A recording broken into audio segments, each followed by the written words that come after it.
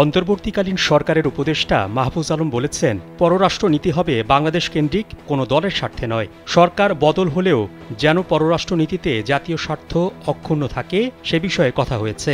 ঢাকায় ও বিদেশে বাংলাদেশ দূতাবাসগুলোয় কর্মরত কূটনীতিকদের সঙ্গে পররাষ্ট্রনীতি বিষয়ে এক অনুষ্ঠানের পর তিনি মন্তব্য করেন।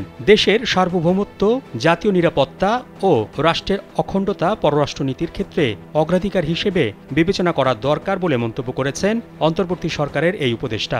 দেশের স্বার্থ রক্ষা করে সব রাষ্ট্রের সঙ্গে সুসম্পর্ক রাখতে চায় সরকার জানিয়ে উপদেষ্টা মাহফুজ আলম বলেন, গত সরকারের পররাষ্ট্রনীতি নতজানু ছিল। স্যান্ডেলিনা সো, রূপচর্চায় আভিজাত্য।